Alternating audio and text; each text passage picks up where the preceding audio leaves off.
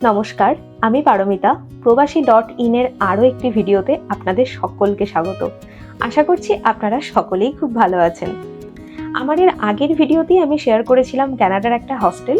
তো এই হস্টেল থেকে যখন আমি চেক আউট করছি, বেলা সকাল প্রায় 11টা, সেই সময় থেকেই আমি আজকের এই ভিডিওটা শুরু করলাম। চেক আউট করার আগে আমার আগের দিনের যে লেফট ওভার খাবারগুলো ছিল সেগুলো খেয়েই আমি বেরোলাম। তবে তারপর রাস্তায় যেতে যেতে একবার কফি ব্রেক তো নিতেই হয়। আজকে আমার গন্তব্যে পৌঁছানো নিয়ে ভীষণ এক্সাইটেড আমি। তার কারণ আমি মুভ করছি টরন্টোতে। তবে কি জানেন তো, আমি নিজে যখন ইন্ডিয়াতেই থাকতাম তখন আমার কোনো প্ল্যানই ছিল না যে আমি একটা সময় কানাডাতে যাব, ওখানে আমার মাস্টার্স কমপ্লিট করব। তখন থেকেও আমি কিন্তু আর কোনো জায়গার নাম জানি বা না জানি, এই টরন্টোর নাম তখন থেকেই শুনেছি। তো আমি আজকে জাস্ট ভাবতেই পারছি না যে সেই শহরটাতে আমি এখন একা একা থাকতে চলেছি। আর এরকম একটা বড় শহরে একা থাকা, সমস্ত কিছু ফিগার আউট করা চ্যালেঞ্জিং তো বটেই। এই সব কিছু মিলিয়ে আমার এক্সাইটমেন্টের সাথে সাথে সত্যি বলতে একটুখানি বেশ টেনশনও হচ্ছিল। আর তার সাথে সাথে কানাডা আসার পর যে শহরটাতে আমি প্রথম ছিলাম, আমার এই ইউনিভার্সিটি টাউনটা, ওটাকেও খুব মিস করছিলাম। আগে ভাবতেই পারিনি যে আমি এই ছোট শহরটাকেও এত মিস করব, কিন্তু যখন ওখান থেকে গাড়ি নিয়ে আমি ছেড়ে বেরিয়ে আসলাম তখন আমি বুঝতে পারলাম যে মনের মধ্যে ওই শহরটারও কত বড় একটা জায়গা থেকে গেছে। তবে কিছু করার নেই, আমাকে তো লাইফে এগিয়ে যেতেই হবে। ইনফ্যাক্ট আমাদের সবাইকেই এরকম কিছু না কিছু ডিসিশন নিতেই হয় নিজেদের বেটার অপরচুনিটির জন্য। আপনারাও আশীর্বাদ করুন যেন যে উদ্দেশ্যে আমি টরন্টো মুভ করলাম আমার সেই উদ্দেশ্য সফল করতে পারি। এখানে আসতে মোটামুটি সময় লাগলো 4 ঘন্টা। আর আমি এলাম একদম আমাদের ওখানে ইন্ডিয়াতে যেরকম ভাবে গাড়ি ভাড়া নেওয়া হয় ঠিক সেরকম ভাবেই এলাম। তবে আরো একটা অপশন ছিল, আমি সেই অপশনটা আজকে আর এক্সপ্লোর করিনি। এখানে এই ব্যাপারটা আমার বেশ ভালো লাগে। সবসময় যে আপনাকে গাড়ির সাথে ড্রাইভারও নিতে হবে সেরকম কোনো মানে নেই। আপনি নিজে ড্রাইভিং জানলে আপনি জাস্ট গাড়িটাও রেন্ট নিতে পারেন। গাড়ি রেন্ট নিয়ে নিজের মতো 24 ঘন্টা বা আপনার যেরকম দরকার সেই মতো ইউজ করে আপনি রিটার্ন করে দিতে পারেন। আবার রিটার্নটাও এমন নয় যে আপনি যে লোকেশন থেকে গাড়িটা পিক করেছিলেন সেই লোকেশনেই রিটার্ন করতে হবে। আপনি চাইলে অন্য একটা শহর, অন্য একটা রাজ্যেতেও ইনফ্যাক্ট মুভ করে সেখানে তাদের যে সেম স্টোর আছে আপনি ওখানেও গাড়িটা ড্রপ করে দিতে পারেন। এটাতে আমার মনে হয় ব্যাপারটা কনভিনিয়েন্টও থাকে আর তার সাথে ফ্লেক্সিবলও। তবে আজকে যদিও আমি ইন্ডিয়ার মতো একদম ট্র্যাডিশনাল ওয়েতে একটা গাড়ি রেন্ট নিয়েই এসেছিলাম, আর আমার যা জিনিসপত্র ছিল একটা গাড়ির মধ্যেই সব হয়ে গেছিল। হস্টেলের ভিডিওতে আমি আপনাদের সাথে শেয়ারও করেছি, যেখানে স্টুডেন্ট হাউস মানে মোটামুটি ফার্নিচার থাকে, যেমন বেড ফ্রেম বা ম্যাট্রেস, এগুলো ক্যারি করতে হয় না, তাই বেশ কিছুটা সুবিধাও পাওয়া যায়। তা না হলে তো মনে হয় সেই ট্রাক নিয়েই হয়তো মুভ করতে হতো এদিক ওদিক যাওয়ার জন্য, আর তা না হলে জিনিসগুলো হয়তো ফেলে দিতে হতো। তবে গাড়িটা আমার একার জিনিসপত্র হলেও মোটামুটি প্যাকড হয়ে গেছিল।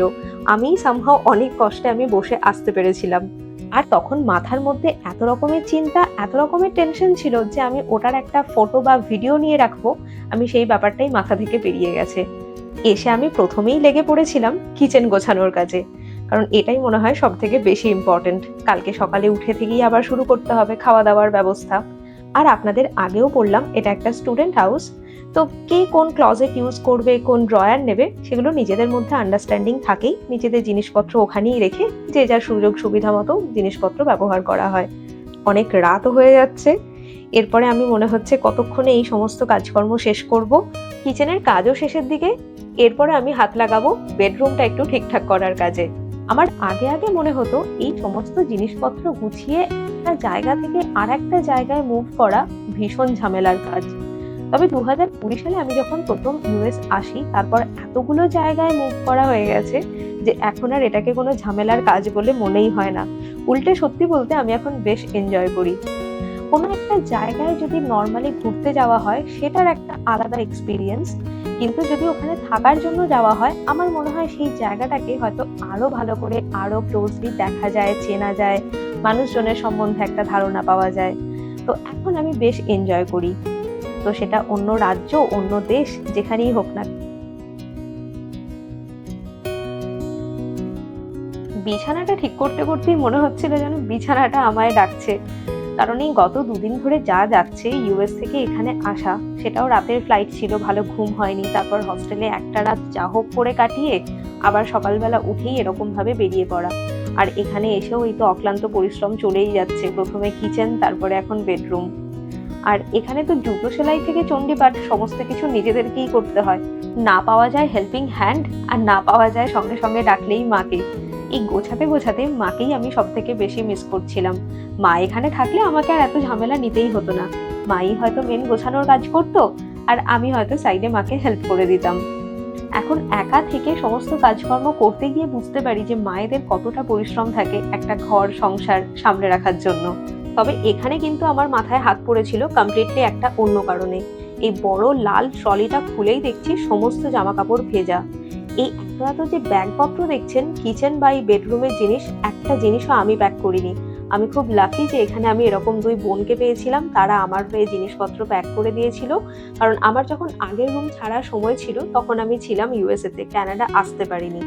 তো যাই হোক, আমারই কয়েকটা ভিজে জামা কাপড় ছিল, সেগুলো ওরা যতটা সম্ভব পেরেছে একটাই ট্রলিতে ভরে রেখে গেছে। তবে লাকিলি দেখলাম একটা জিনিসপত্র খারাপ হয়নি, সমস্ত কিছু ঠিকঠাকই আছে, জাস্ট একটু লন্ড্রি করে নিতে হবে। এটা শুনে আমাকে মামনি যেমন বললো যে তোদের ক্যানাডার ওখানে আছে বলেই ঠিক আছে, এখানে হলে সমস্ত এই জামা কাপড় ফেলে দিতে হতো। এটা জানেন তো, আমি আগে যেখানে থাকতাম সেখানকার বেডরুম, ওই সেম এরকম একটা সিঙ্গেল বেড আর তার সাথে ডেস্ক চেয়ার। আর আমার সেই আগের রাতের খাবার এখনো চলছে। জিরা রাইস আর বাটার চিকেনটা আগের দিনেরই ছিল, সেটা দিয়ে যাই হোক আমার ডিনারটাও হয়ে গেল। এখন বাজছে রাত 1:15, আমিও টায়ার্ড, আর পারছি না, এরপর একটা লম্বা ঘুমের দরকার। আজকের ভিডিওটা তাহলে এখানেই শেষ করছি। অবশ্যই কমেন্ট করে জানাবেন কেমন লাগলো আমার আজকের ভিডিও। আর যদি আমার চ্যানেলের নতুন দর্শক হয়ে থাকেন, চ্যানেলটা সাবস্ক্রাইব করতেও কিন্তু ভুলবেন না। আবার দেখা হচ্ছে আপনাদের সাথে পরের একটা ভিডিওতে। পাশে থাকবেন, ভালো থাকবেন। ধন্যবাদ।